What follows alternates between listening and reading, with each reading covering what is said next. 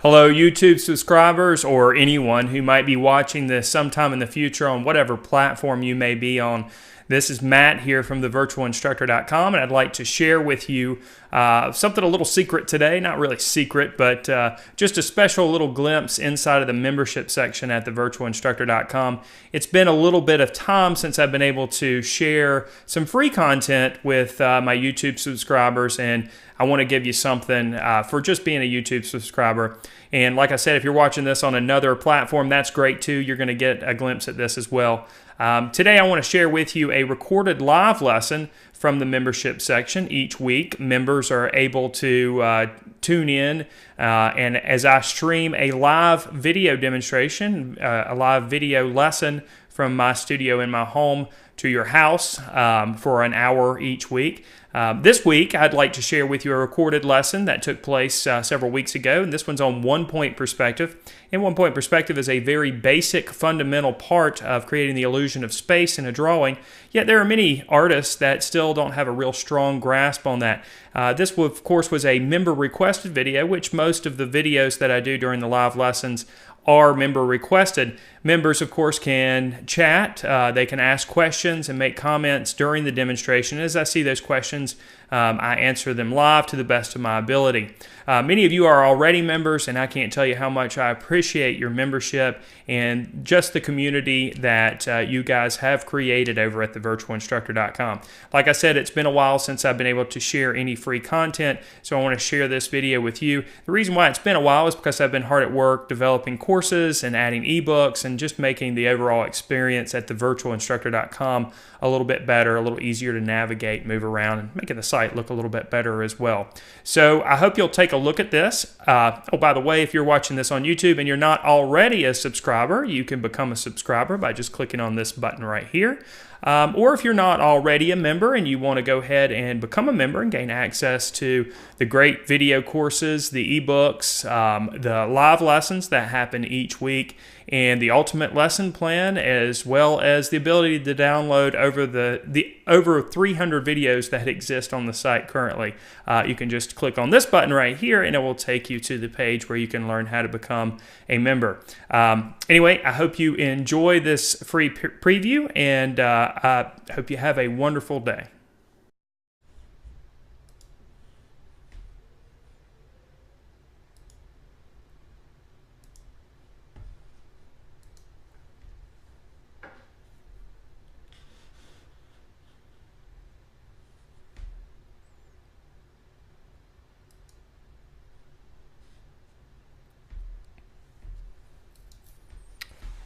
Hello everyone, and welcome to tonight's live lesson. I'm Matt, and I'd like to welcome you to not officially the 75th live lesson. That was actually last week. I went back and recounted, and we're already beyond the 75th live lesson. I wanted it to be somewhat of a little bit of a celebration, but we actually missed it. So we'll just say this is our 75th live lesson, even though it's really the 76th live lesson.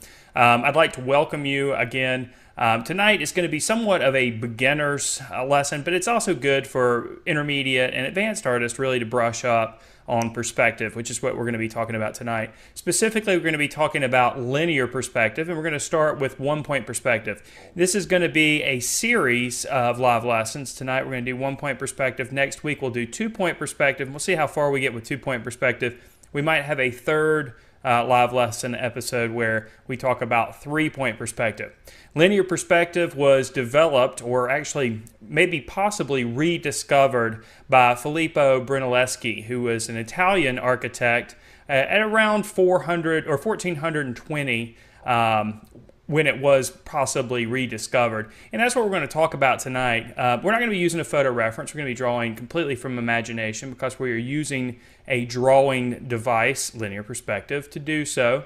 But during the course of tonight's live lesson, I'd like to remind you that there is a chat box over here to the side, and if you have any questions, now is the time to ask them. There are other resources on the site available that discuss perspective in detail, but tonight's a good opportunity to ask questions that you may have regarding one-point perspective as they come up.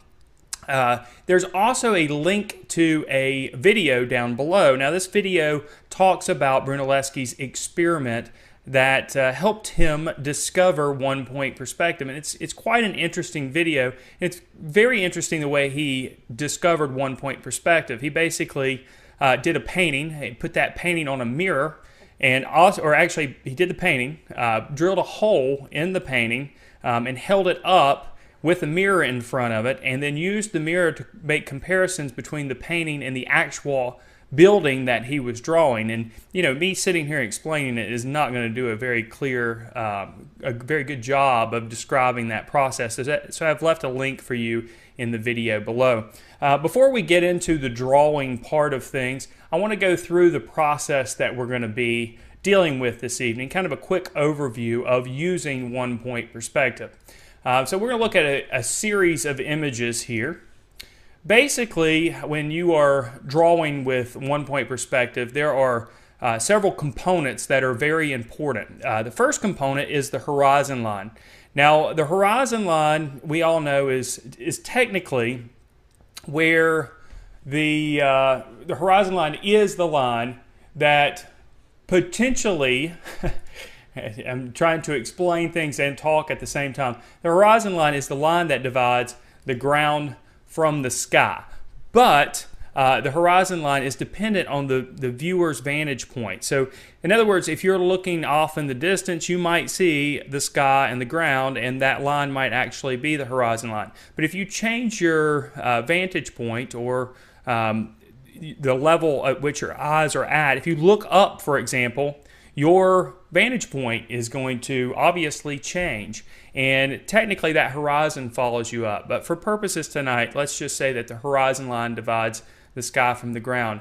Now, the horizon line goes on forever, so we might end it on our picture plane, but technically it goes off the picture plane to the right all the way for eternity, and it goes off the picture plane on the left in the same fashion. So that means that, just keep that in mind, because that's important when we talk about the next thing that you put on the vanishing point, or on the horizon line, and that would be the vanishing point.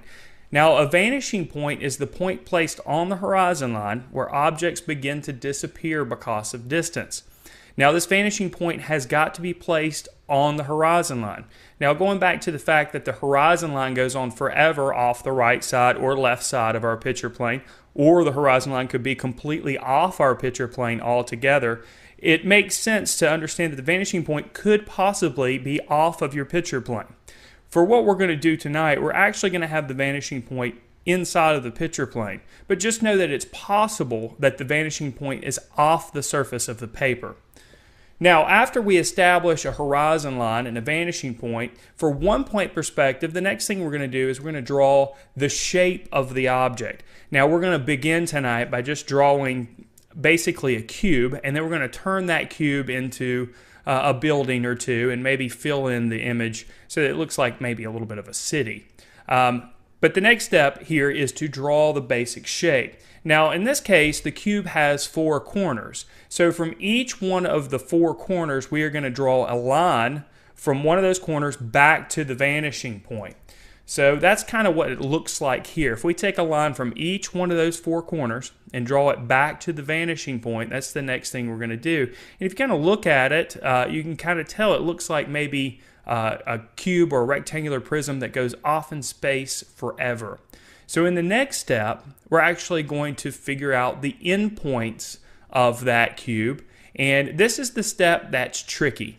And what you're going to do basically is you're going to draw a smaller square that touches all 4 corners of the lines of perspective that go back. So each one of the lines that we just established that go back to the vanishing point, you're going to use those lines as a guide to create a smaller square, basically a place where the cube ends. Okay, so just to back up, we establish the horizon line first. We place a vanishing point on the horizon line. Then you draw the shape of the object. In this case, since we're doing a cube, the shape would be a square. Then lines from all 4 corners of that square back to the vanishing point. Then we use those lines to draw another square, a smaller square, that touches each one of those lines that we drew at the corner.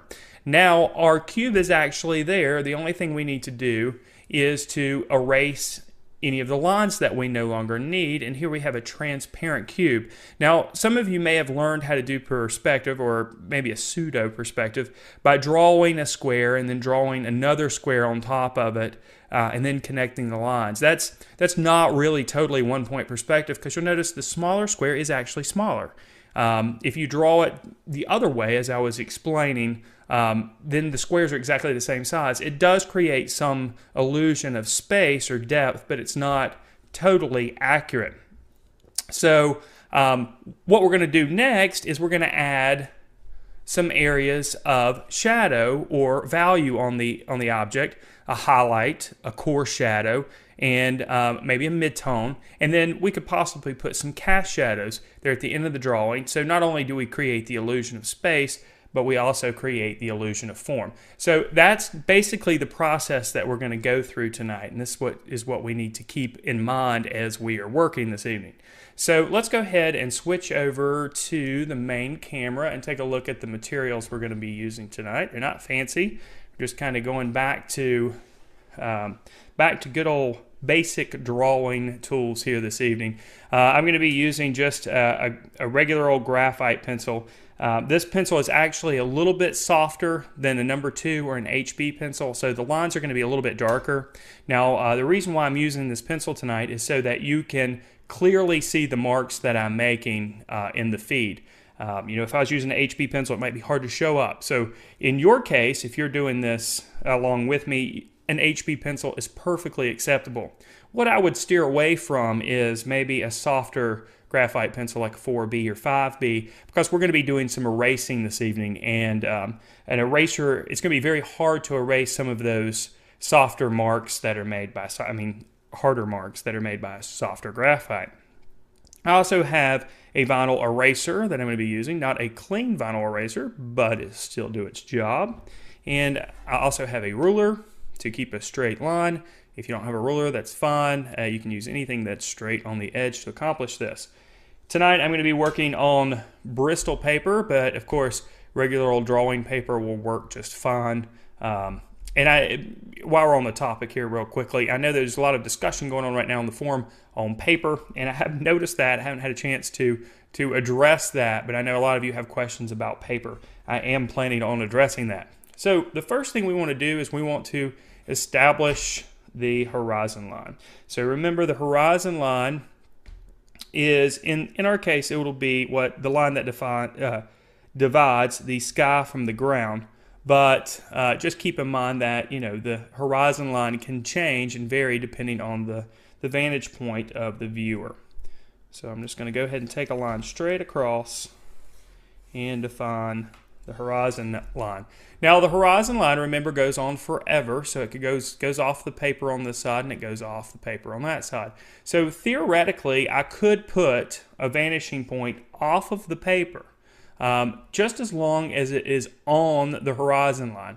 You can't just throw a vanishing point here and there. It needs to be on the horizon line. So that's the next thing we need to do, is place a vanishing point here. And if it helps, you might put it right in the middle, but for tonight's demonstration, I'm going to put it off to the left a little bit and not have it directly centered in the middle of our composition. So horizon line, vanishing point, and I'm making this vanishing point a little bit larger than I normally would, just so it's a little bit easier to see. Now the next step is we are going to draw the basic shape of the object that we're going to draw. We're going to start with just some basic buildings. So I'm going to draw basically just a rectangle here. And for this first building, I'm going to draw it below the horizon line. So I'm going to start by just drawing a rectangle below the horizon line.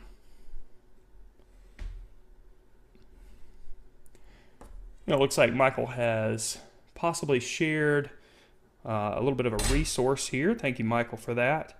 The Manga Studio 5 app has digital vanishing points that can be adjusted way off the page. That's pretty cool.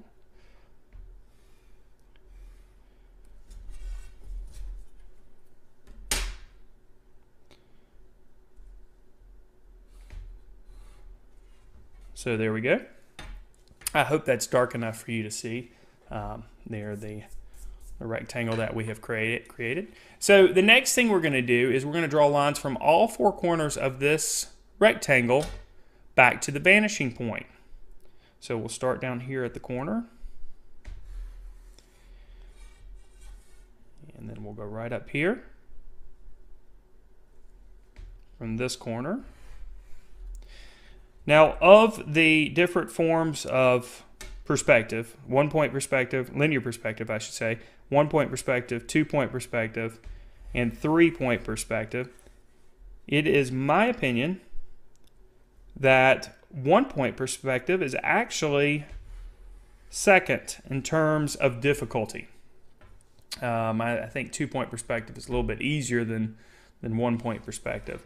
And I should probably bring that line all the way back down here, since we are doing this the proper way there. Now, I also have a drafting brush, so every once in a while if you see me sweep away some pieces of graphite or try to clean up the surface a little bit, that's what that is. All right, now that we've got our lines of perspective that go back to the vanishing point, the next thing we need to do is the tricky part, and that is to draw the smaller square or the smaller rectangle that's further off in the distance, closer to the vanishing point. Now, a lot of people will draw this rectangle or square and they just don't get that line to meet up with the corners. So we want to make sure that our square touches all four of those lines at the corners. Now, to ensure that this happens, what I like to do is I'll start at one of the corners and I'll just work my way back with my pencil and decide where I want the building to end. And let's say I want it to end right here. So initially I will start at this corner, touching this line, and then the next thing I need to do is simply just draw a line straight down until it touches the very bottom line right here. So again, I went from this corner and I just worked my way down and I decided this is where my building is going to end, and I'm going to draw a line straight down from there with the ruler. Now I'm going to take this bottom corner and go straight across on the other side. Now I want it to be parallel with my original line, so I'm actually going to move the ruler up so that I can see what I'm actually drawing here.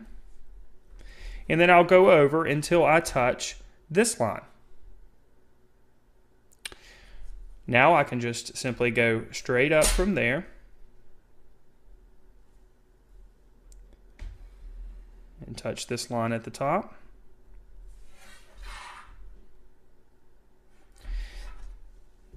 And then I can connect that corner with my original corner, and then we've created the smaller rectangle inside of those lines of perspective that go back.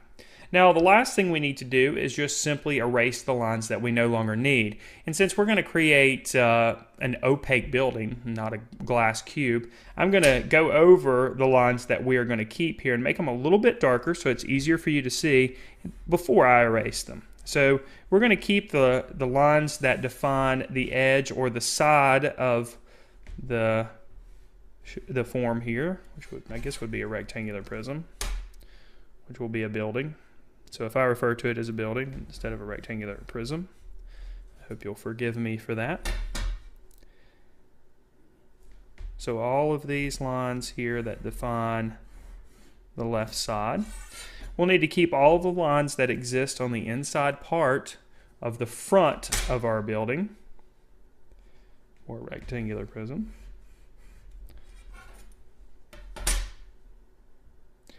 Now I'm working with a stainless steel ruler here this evening, but if it helps you, you might try a transparent ruler. They make those, and it really helps you to see the lines through the ruler, obviously. All right, now we're going to need to keep all these lines in this area on the top too, so I'll make those just a little bit darker as well.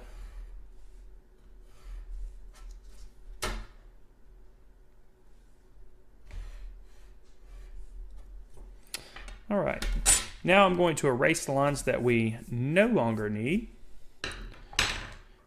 And we won't need anything on the inside of this cube here, or the front of the rectangle, I should say. So we're going to erase those lines, and I'm going to leave just a little bit of residue of those lines here so you can kind of still see where they were. We're not going to need anything on the top of this box here, and we won't need anything over here on the side. So we can erase all of these lines as well.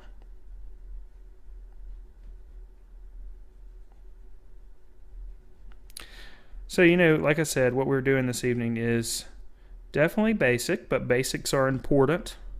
And if it's something that you haven't been exposed to before, or something that's been a while that you've been exposed to, it's definitely important to revisit that, have a strong grasp and understanding of how to use this device if it ever needs to be a part of your drawings or paintings.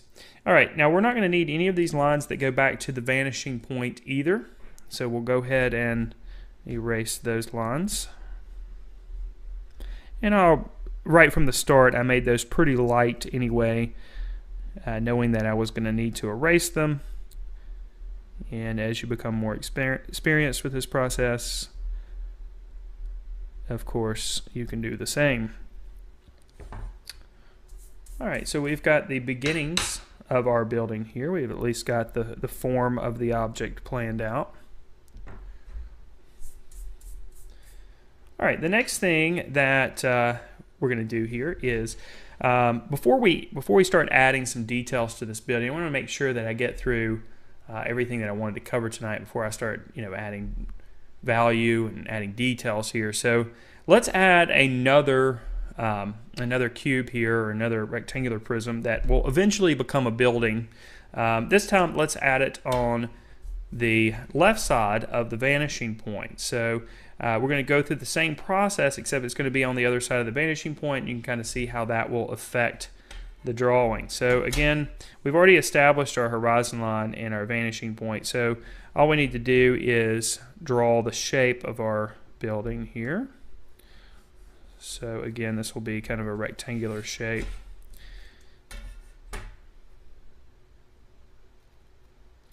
Now, as you're working here, it's crucial that some of your lines are parallel to other lines in the image so it makes sense. And what I'm referring to is this line over here. We want to make sure that it's parallel over there.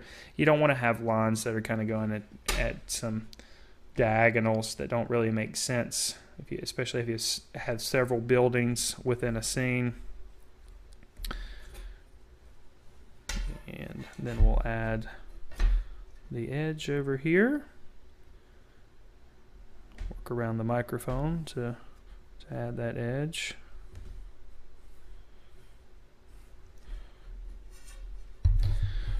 And when things get away from you a little bit, like mine did right here, my line over here on the edge, you can just clean it up as you go, no problem.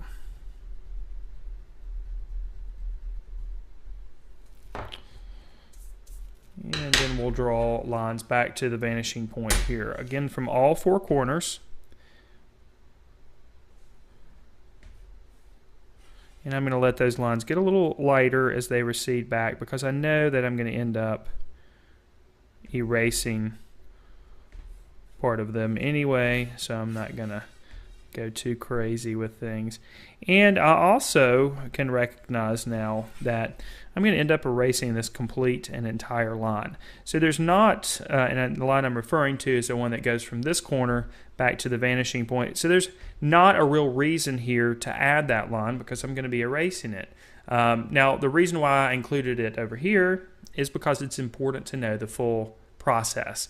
And there may be circumstances where you do need that line. But for right now, we're not going to need it. So we can go ahead and define the edges here. And that means that we're not going to even be drawing this smaller square here. We're just going to be defining the edges of the building, which makes things a little bit easier. Before you can cut some corners, you need to know what corners you need to cut. So now we know that theoretically there's another line that goes back there.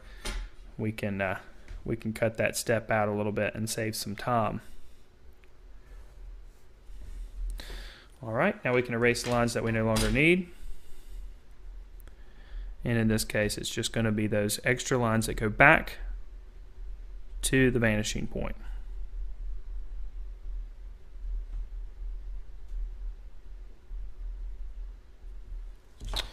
All right, we will add quite a bit more to this scene, of course. But before we go on, let's talk about maybe turning these into actual buildings. So the next thing I'm going to do is I'm going to add some windows and doors to this and make it look a little bit more interesting than just a couple of cubes sitting there. So let's start with the front side of the building here. And on the front side, you can see this is a rectangle. So all of the details, whether they be windows or doors here, if they're rectangular, they're going to be just basically rectangles. They're not going to have necessarily any lines that go back to the vanishing point. Now, I'm going to make this it's going to be kind of a boring building, and I'm just going to do a line of windows here. So to create that line of windows, I'm just going to create 2 lines here in which my windows are going to be, and then I'm just going to draw some lines where each one of the windows ends, and then quickly I'll fill those in and make them a little darker so that we can see that these are windows. Now I'm doing this really quick, and I'm not going to spend a whole lot of time adding a bunch of details here and there, because basically this is all about understanding the process of one-point perspective and how it applies to doing a number of things within a scene.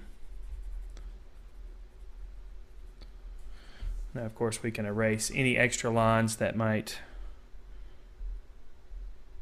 no longer be needed.